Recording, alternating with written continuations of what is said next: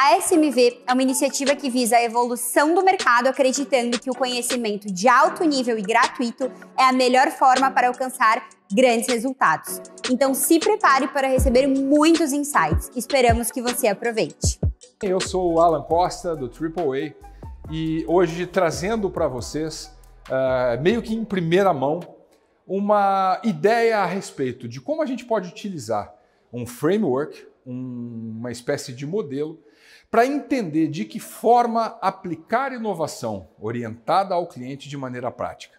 A gente tem visto o tempo todo na internet, nas livrarias, publicações que tratam de aspectos ligados a como gerar inovação dentro das empresas. Mas se você nos acompanha no AAA, você sabe que eu sou da opinião de que essa história toda, todo esse hype de inovação, está muito parecido com sexo na adolescência. Todo mundo está falando, mas muito pouca gente está fazendo de verdade. E aí, a maioria das contribuições que nós temos visto no mercado acabam falando especificamente sobre um tema ou outro ligado à inovação, por exemplo, a experiência, como se entregar uma boa experiência ao consumidor fosse a tradução de inovação. Conveniência, como se proporcionar soluções convenientes ao consumidor fosse inovação. E todas essas coisas, de fato, são inovação. Mas quando nós as analisamos de maneira estanque, a gente corre o risco de criar um bicho meio torto, um bicho meio manco, porque falar de inovação de uma maneira concreta, em primeiro lugar, é muito menos palavrinhas bonitas, palavrinhas daquele jogo corporativo, do que qualquer outra coisa. E em segundo lugar, tem que ser colocado dentro de uma perspectiva que seja aplicável, que seja traduzida naquilo que é a grande motivação para se gerar inovação, que no final do dia é gerar algum tipo de facilidade para o nosso cliente, para o nosso consumidor, usando todo esse arcabouço de possibilidades que estão à nossa volta para que isso possa acontecer. Aqui nesse framework, eu tentei sintetizar de uma maneira fácil, de uma maneira visual, aquilo que eu tenho percebido que é o que tem ajudado as empresas que estão conseguindo obter resultados dentro desse jogo de inovação, de uma maneira que seja muito fácil de entender, de uma maneira que você possa utilizar essa referência, essa espécie de mandala, para que você possa fazer, quem sabe, um checklist das coisas com as quais você tem que se preocupar quando você estiver pensando em gerar algum tipo de inovação na sua empresa, no seu processo, na sua equipe, ou seja lá aonde você estiver precisando gerar algum tipo de transformação. Esse modelo ele é estruturado em torno de 3 grandes eixos, tendo, como eu expliquei antes, o cliente no centro. Por que o cliente no centro? Porque eu já disse isso, né? A gente tem falado de inovação por um monte de razões, porque está na moda, porque é legal. Cara, gerar inovação faz sentido por causa de uma única coisa, por causa do cliente. No final do dia, isso tem que gerar nota fiscal, isso tem que se reverter em valor percebido pelo cliente para que isso possa de alguma maneira ser aplicado, para que isso possa de alguma maneira ser considerado uma inovação concreta. Então no centro de toda essa brincadeira aqui está o cliente. E em torno desse cliente, a gente tem 3 grandes dimensões. Uma dimensão chamada eficiência, uma dimensão chamada experiência e uma dimensão chamada conveniência. Por quê? Porque eu acredito que é a soma dessas 3 coisas que caracteriza a inovação. Como eu também já disse, analisar só o aspecto da eficiência, só o aspecto da conveniência ou só o aspecto da experiência, eu acredito, limita muito a nossa capacidade de entender inovação com todo o seu espectro amplo, com todas as suas possibilidades. Então, ao longo desse tempo que nós vamos passar juntos aqui, eu vou tentar explicar para você qual é o racional por trás de cada um desses eixos e vou tentar explicar para você também quais são os 7 pilares que sustentam cada um desses eixos para que você possa, de alguma maneira, planejar a sua entrega de inovação dentro do seu ambiente. Nós vamos começar falando da dimensão eficiência. Como eu disse, temos aqui 7 pilares que seguram esse primeiro pilar de pé, o pilar da eficiência. Esses pilares começam pela ambidestria. O que é a ambidestria? A ambidestria é uma característica mais facilmente compreensível quando nós falamos de pessoas ambidestras. Pessoas ambidestras são aquelas que conseguem escrever tanto com a mão direita quanto com a mão esquerda. Quando a gente leva este raciocínio, analisando o universo da eficiência a serviço de inovação para o mundo empresarial, A gente fala de ambidestria para caracterizar empresas que são capazes de fazer duas coisas que, teoricamente, e até pouco tempo atrás, eram meio que inconciliáveis. Que coisas são essas? De um lado, alto índice de espaço para criatividade e inovação. De outro lado, alto índice de eficiência em processos. E por que essas coisas eram tidas como incomuns, impossíveis de serem conciliadas? Porque ambientes que são inovadores e que têm espaço para inovação, tipicamente são ambientes um pouco caóticos. São ambientes onde há espaço para improviso, espaço para experimentação e erro.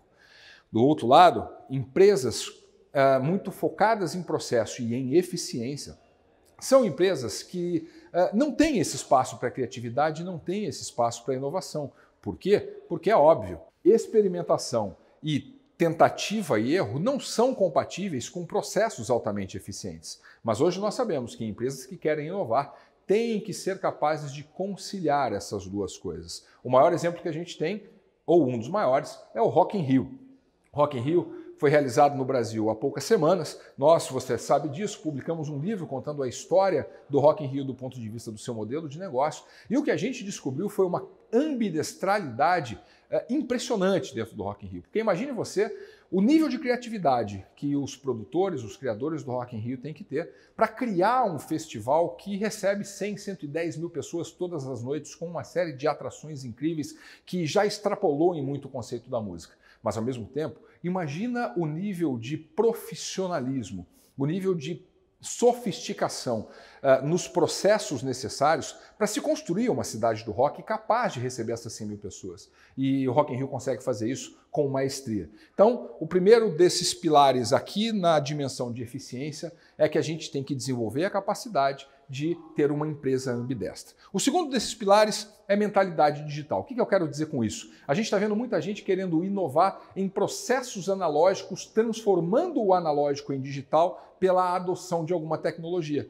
mas sem mudar o raciocínio, a mentalidade que está por trás desse processo, tentando transformar aquilo que é digital num digital que tem tecnologia analógica agregada. Um exemplo concreto disso, eu sempre falo do exemplo dos hotéis, que adoram nos colocar um trabalho que não deveria ser nosso quando a gente chega num hotel, que é aquela fichinha da Embratur famosa que provavelmente você também já teve que preencher para entrar num hotel. Outro dia, numa das viagens que fiz, e eu viajo muito, eu cheguei num hotel que o rapaz abriu a tela do computador e começou a me perguntar uma série de coisas, eu passei as informações que ele pedia e ele imprimiu a ficha da Embratur para que eu assinasse. Ou seja, eu não precisei preencher a ficha, é verdade. Mas o processo continua analógico. Ele só tirou do papel e transportou para o computador agregando algum tipo de tecnologia. Não é disso que a gente está falando quando a gente está falando de inovação. Inovação, de fato, seria mudar essa mentalidade analógica no caso do hotel, para que, por exemplo, eu pudesse fazer um check-in social e capturar dados de alguma rede social minha, sem que eu tivesse que preencher formulários ou assinar as coisas. Então, o segundo desses pilares é a mentalidade digital. Terceiro pilar, Big Data e demografia. Estamos vivendo num mundo que produz dados como nunca antes na história. E esses dados nos dão uma série de pistas sobre tudo o que está acontecendo à nossa volta, inclusive sobre os nossos consumidores, sobre os nossos clientes. Empresas que estão conseguindo gerar inovação de maneira acelerada e efetiva são empresas que têm como um dos pilares da eficiência aprender como utilizar essas informações oriundas de grandes repositórios de dados, muitas vezes conectando isso com aspectos demográficos. É o que, por exemplo, o Alibaba fez na China, quando ele identificou mais de 100 milhões de idosos que não faziam compras por comércio eletrônico porque não conseguiam utilizar os aplicativos móveis nos seus celulares porque as fontes eram pequenas. Juntando essa informação demográfica da quantidade de idosos na China com a realidade de que havia uma possibilidade de incluir esses idosos no processo de comércio eletrônico, eles simplesmente criaram um aplicativo que tem letras grandes. E dessa forma, eles incluíram no comércio eletrônico milhões de chineses que não poderiam fazer isso de outra maneira. O quarto desses pilares é integridade e propósito. Eu não acredito em empresas que sejam inovadoras que não consigam estabelecer esse pilar de integridade e propósito de uma maneira muito claramente estabelecida. Por quê? Porque a gente sempre fala isso no AAA. Inovação depende muito menos de tecnologia e depende muito mais de pessoas. E essas pessoas, para que componham um time capaz de gerar inovação em qualquer ambiente, precisam estar conectadas a um propósito maior, precisam perceber que fazem parte de um propósito mais amplo, que estão conectados com algo que é muito maior do que apenas criar um negócio para ganhar dinheiro, para que elas possam dar o seu melhor. E é a partir daí que a gente começa a gerar inovação. O quinto pilar é engajamento com o cliente. E aqui eu não estou falando de foco no cliente. Até porque a gente vê um monte de empresa por aí que diz que tem foco no cliente, mas quando a gente vai ver no final do dia, a coisa não é bem assim. Você provavelmente em algum momento da sua vida deve ter recebido uma ligação do gerente de um banco que diz que tem foco no cliente e ele te ligou para te oferecer algo como título de capitalização. É sério que uma empresa que tem foco no cliente liga para alguém para oferecer título de capitalização? E isso não faz o menor sentido. Quando a gente está falando de engajamento com o cliente, é a possibilidade de co-criar as soluções que vão resolver os problemas desse cliente de uma maneira conjunta, de uma maneira integrada. É envolver o cliente nos processos da corporação de maneira que ele quase que se funda àquilo que a gente está fazendo e se sinta parte de todo o processo de entrega do valor que se espera entregar.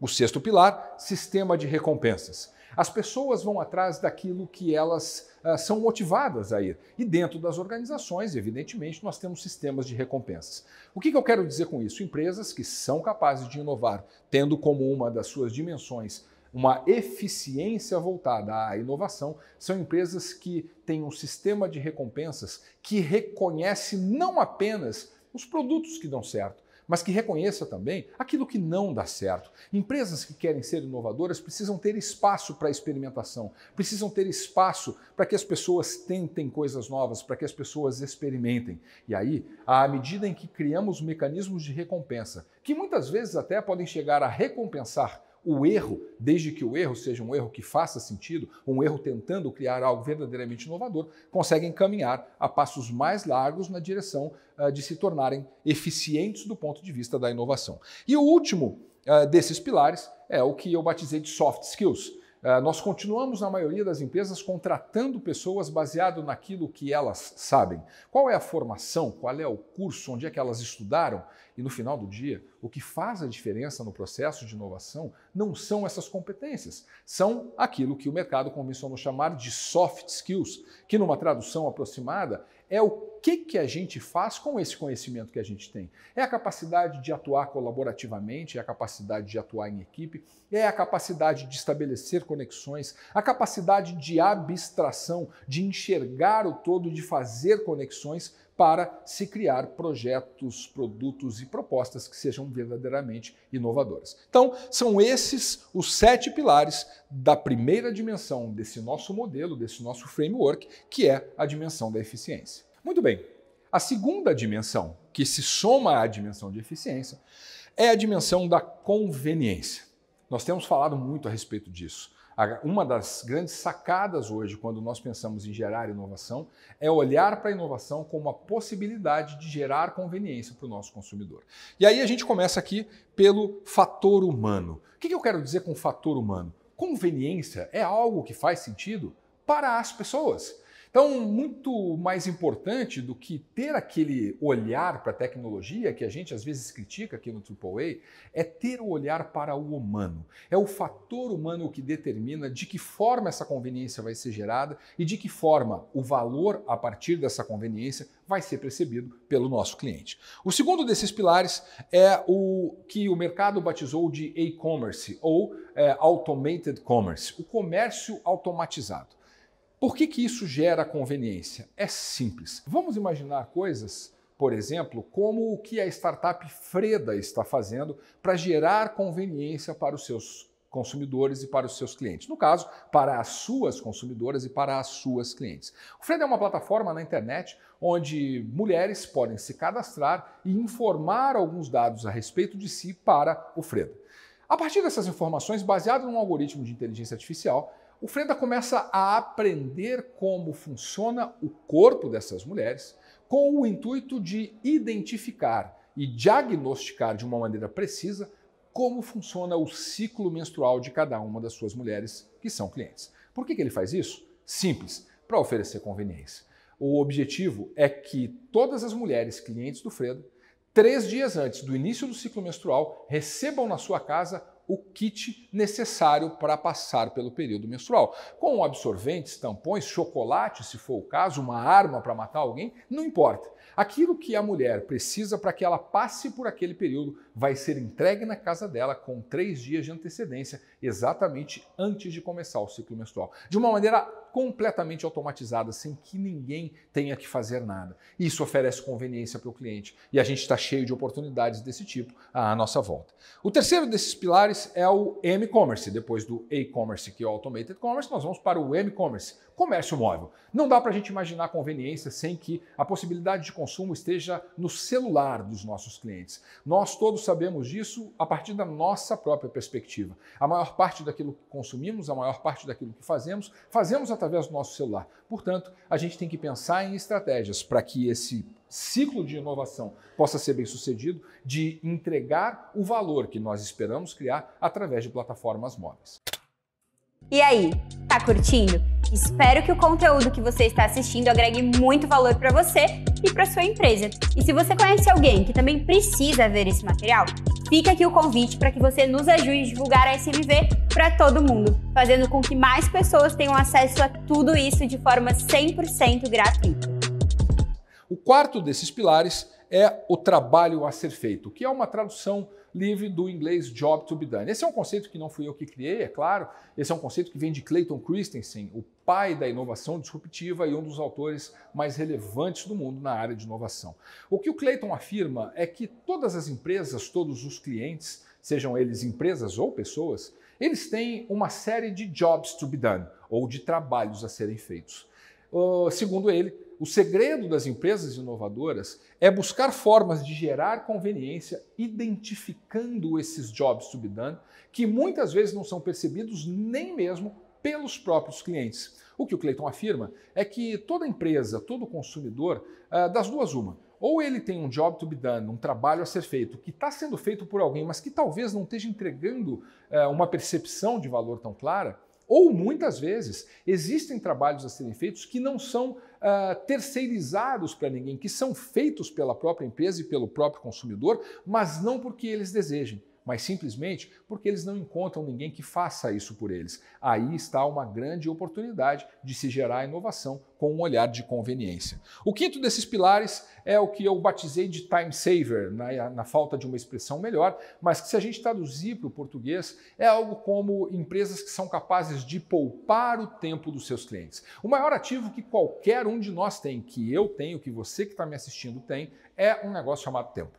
E eu gosto muito de falar disso porque tempo, se você parar para pensar, é o recurso mais democraticamente distribuído. O dia de todo mundo no planeta tem 24 horas e algumas pessoas fazem milagre com essas 24 horas, enquanto outras não são capazes de fazer tantas coisas assim. Mas se tempo é o recurso mais democraticamente distribuído, se o dia de todo mundo tem 24 horas, a grande sensação de conveniência que você pode proporcionar para o seu cliente, para o seu consumidor, é dar a ele a sensação de que você está poupando o tempo dele. Eu gosto muito de um exemplo que tem aqui no aeroporto de Curitiba, onde fica a sede, a matriz do AAA, que é uma empresa que criou no aeroporto de Curitiba uma espécie de fast track para a fila do raio-x.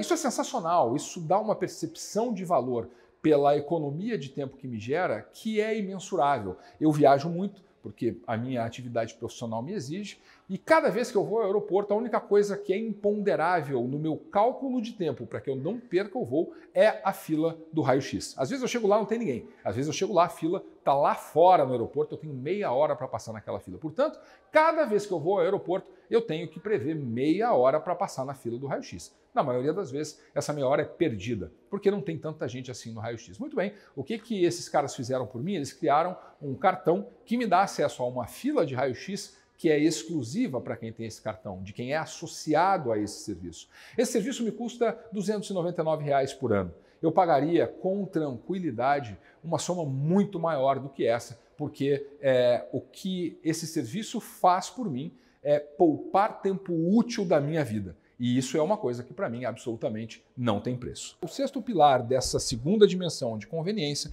é o que eu chamo de presença invisível. O que é presença invisível? É a capacidade que você tem que ter de dar ao seu cliente, ao seu consumidor, a sensação de que você sempre está lá por ele.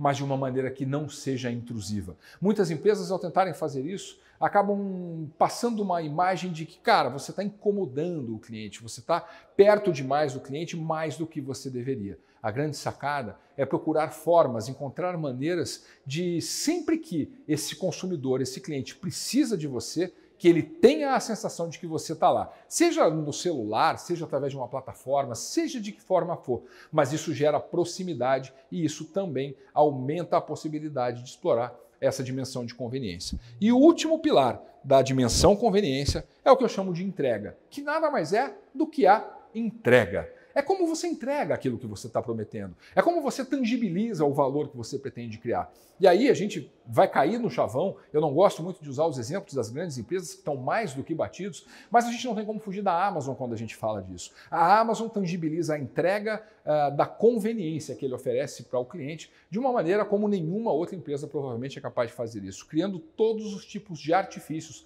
para que, desde o momento em que o consumidor comece a interagir, a ter uma experiência, que é a nossa próxima dimensão, no site da Amazon, até o momento em que a entrega de fato aconteça, para que tudo isso aconteça sem nenhum tipo de atrito e dê ao consumidor a sensação de que tudo o que a Amazon faz por ele é entregar conveniência. Muito bem, e a última dimensão desse nosso modelo, desse nosso framework de inovação orientada ao cliente, é o que eu chamei de experiência. Vivemos a era da experiência. Super legal, mas como é que eu tangibilizo isso? O primeiro desses pilares é o que eu chamei de personalização. Hoje nós temos tecnologia para transformar cada um dos nossos consumidores num ser único, num cliente único, criando possibilidades de personalização que eram impossíveis até então. A Lego, por exemplo, é uma empresa que faz isso com maestria. A Lego criou uma loja onde você pode entrar, tirar uma foto do seu rosto e criar um joguinho daqueles com um conjunto de peças de Lego para montar o Lego do seu próprio rosto.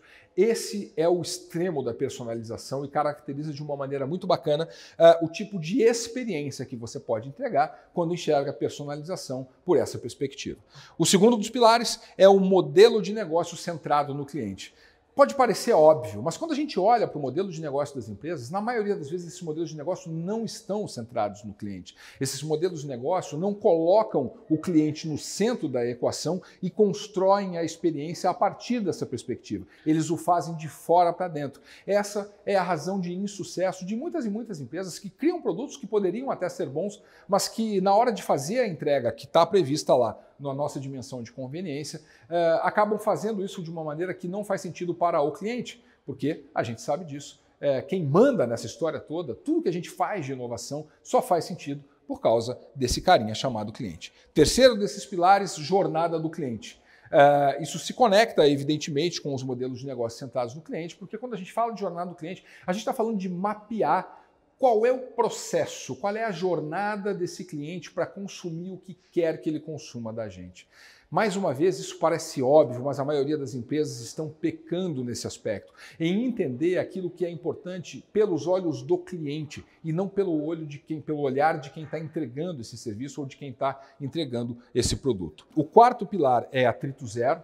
Para a gente proporcionar uma boa experiência, a gente tem que tirar o atrito da equação. Não é possível entregar experiências com atrito. Por exemplo, a gente está vivendo a explosão das patinetes em São Paulo. E uma das razões pelas quais aquilo funciona tão bem é porque não tem atrito. Você baixa um aplicativo, usa o aplicativo para fazer a leitura do QR Code do patinete, o patinete está desbloqueado. Você pega, anda e deixa aquele patinete onde você bem entender, basta deslizar o dedo no aplicativo e o seu patinete está bloqueado e devolvido para a empresa que empresta, que aluga ele para você. Empresas que têm tido sucesso em gerar inovação estão conseguindo retirar o atrito da experiência de consumo do cliente. O quinto pilar é o que eu chamo de indulgência. O que isso quer dizer? Nós vivemos num mundo absolutamente maluco. Estímulo de tudo quanto é lado, pressão de tudo quanto é lado, uma espécie de neurose por uma vida perfeita, em que a gente tem que ser perfeito em tudo, tem que dar conta do estudo, tem que dar conta do trabalho, tem que dar conta da família, tem que dar conta da saúde, ser malhadão, malhadona, ir para academia, tem que fazer tudo funcionar com perfeição. A gente sabe que isso não existe. Mas, de alguma maneira, a pressão que a sociedade coloca dentro desse contexto faz com que, por exemplo, o Brasil seja o país mais ansioso e mais depressivo do mundo, por incrível que pareça. Isso tem feito com que as pessoas busquem pequenas indulgências no dia a dia. Isso é uma espécie de mecanismo de compensação. De um lado, eu estou atribulado, eu estou pressionado, eu estou estressado, E justamente por isso eu tenho direito a pequenas indulgências. E indulgências se relacionam diretamente com experiência. As pessoas buscam experiências que tragam para elas a sensação de prazer, a sensação de felicidade, que muitas vezes está sendo perdida nessa pressão do cotidiano. O sexto e penúltimo pilar é o que eu chamo de proposta de valor, que o exemplo que eu dei há pouco na fila exclusiva do raio-x de Curitiba ilustra com perfeição. Embora aquele serviço me custe R$ 299 por ano, a proposta de valor que me é entregue é infinitamente superior. A gente tem que parar de falar em preço quando está falando de experiência e falar em valor. Qual é a percepção de valor que eu estou sendo capaz de entregar para o meu cliente, porque isso vai determinar qual é o preço que eu vou poder cobrar por isso. E, por fim, o último desses pilares é o que eu batizei de empatia. Nada mais do que se colocar no lugar do outro. A gente fala de inovação e aí a gente começa com aquele palavreado todo, inteligência artificial, a gente fala de drones, a gente fala de machine learning, a gente fala de um caminhão de coisas. E aí, quando a gente olha para o mundo real, a gente vê que a empresa que ganhou um dos prêmios mais importantes da Europa do ano passado de inovação foi uma empresa chamada Tesco, que é uma rede de supermercados britânica, cuja grande inovação criada foi uma fila de check-out lento. Para pessoas que não querem passar com aquela pressa, com aquele estresse, para pessoas que têm algum tipo de deficiência motora, para pessoas que são idosas, pessoas que não escutam bem, um caixa com atendentes treinados para lidar com essas pessoas, para que elas possam ter o direito, e isso é um direito delas efetivamente, de não viver nessa correria e escolher passar devagar por aquele caixa. Qual é a grande inovação? Empatia. Perceber aquilo que o nosso consumidor precisa para entregar isso para ele de uma maneira simples. Eu espero que vocês tenham conseguido perceber nesses poucos minutos a aplicabilidade que eu imagino que esse framework pode ter para você. A minha proposta é que, a partir desse conjunto de pilares agrupados nessas 3 dimensões, você possa analisar as suas iniciativas de inovação e possa identificar aspectos presentes dentro desse modelo, dentro desse framework, que estão sendo contemplados. E aqueles que eventualmente não estejam sendo contemplados, que eles possam servir de inspiração para você ampliar a tua visão sobre os seus processos de inovação para aumentar a sua possibilidade de ter sucesso. Um grande abraço e até a próxima. Espero que o conteúdo que você acaba de assistir aqui agregue muito valor para você e também para sua empresa. E se você conhece alguém que também precisa ver esse material, fica aqui o convite para que você nos ajude a divulgar a SMV para todo mundo, fazendo com que mais pessoas tenham acesso a esse conteúdo 100% gratuito.